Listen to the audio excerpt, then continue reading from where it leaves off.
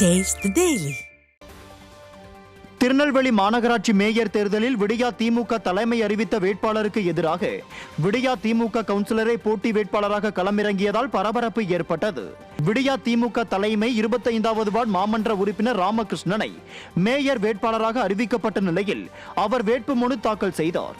ஆனால் அவருக்கு முன்னதாகவே விடியா திமுக மாமன்ற உறுப்பினர் பவுல்ராஜ் மேயர் பதவிக்கு போட்டியிடுவதற்கான வேட்புமனுவை தாக்கல் செய்தார். பவுல்ராஜை திமுக கவுன்சிலர் மற்றும் மதிமுக பெண் கவுன்சிலரும் முன்மொழிந்ததால் பரபரப்பு ஏற்பட்டது. இதையடுத்து நடைபெற்ற மறைமுக தேர்தலில் கிட்டி என்கிற ராமகிருஷ்ணன் 30 வாக்குகளும் பவுல்ராஜ் 23 வாக்குகளும் பெற்றனர். ஆக திமுக தலைமைக்கு எதிராக 23 கவுன்சிலர்கள் போர்க்கொடி தூக்கியது அம்பலமாகியுள்ளது.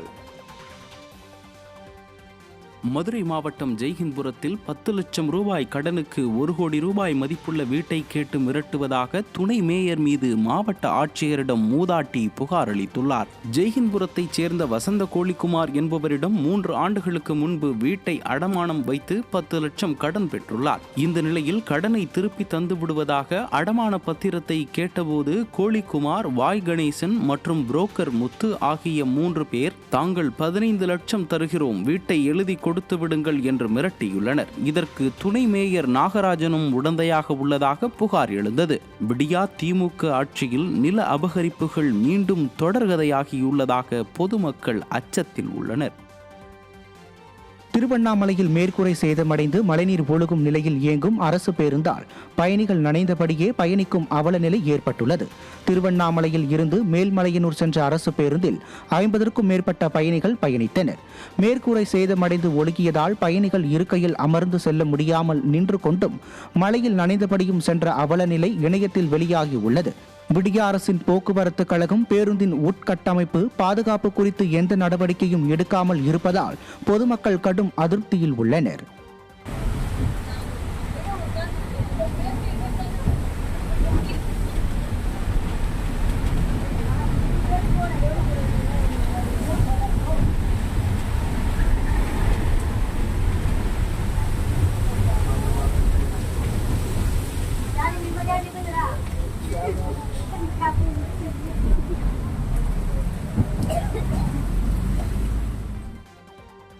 புதுக்கோட்டை மாவட்டம் அரிமளம் அருகே செங்கீரை ஊராட்சியை பிரிப்பதற்கு எதிர்ப்பு தெரிவித்து ஏராளமான பெண்கள் விஏஓ அலுவலகத்தை முற்றுகையிட முயன்றதால் பெரும் பரபரப்பு ஏற்பட்டது. செங்கீரை ஊராட்சியின் சில பகுதிகளை பிரித்து ஆயங்குடி மற்றும் ராயவரம் ஆகிய ஊராட்சிகளுடன் இணைக்கப்படுவதாக அரசிதழில் அறிவிப்பு வெளியானது. ஊராட்சியை பிரிப்பதற்கு பொதுமக்களிடமும் எந்த கருத்தும் கேட்காததால் அப்பகுதி மக்கள் கடும் எதிர்ப்பு தெரிவித்துள்ளனர். இதுகுறித்து மாவட்ட ஆட்சியரிடம் மனு அளித்தும் நடவடிக்கை எடுக்காததால் அப்பகுதி பெண்கள் ஏராளமானோர் செங்கீரை விஏஓ அலுவலகத்தை முற்றுகையிட முயன்றனர். இதனால் அப்பகுதியில் பெரும் பரபரப்பு ஏற்பட்டது. திண்டுக்கல் மாவட்டம் ஆத்தூரில் விடியா அரசின் அமைச்சர் பங்கேற்ற நிகழ்ச்சியில் திமுக உடன்பிறப்புகள் மதுபோதையில் ரகளையில் ஈடுபட்டனர். ஆத்தூர் ஒன்றிய ஊராட்சி அலுவலகம் முன்பு நடந்த நிகழ்ச்சியில் விடியா அரசின் அமைச்சர் ஐ பெரியசாமி கலந்து கொண்டு 1256 நபர்களுக்கு வீடு கட்டுவதற்கான ஆணையை வழங்கினார். அப்போது திமுக ஊப்பிக்கள் பலர் மதுபோதையில் தகராறில் ஈடுபட்டனர். அவர்களை திமுக நிர்வாகிகள் அழைத்து செல்ல முற்பட்ட போது வாக்குவாதம் ஏற்பட்டது.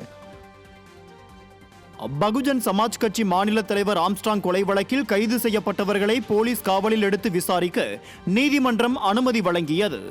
சென்னை பெரம்பூரில் கடந்த மாதம் 5ஆம் தேதி பகுஜன் சமாஜ் கட்சி மாநில தலைவர் ஆம்ஸ்ட்ராங் படுகொலை செய்யப்பட்டார். இந்த வழக்கில் இதுவரை 21 பேர் கைதாகி உள்ளனர்.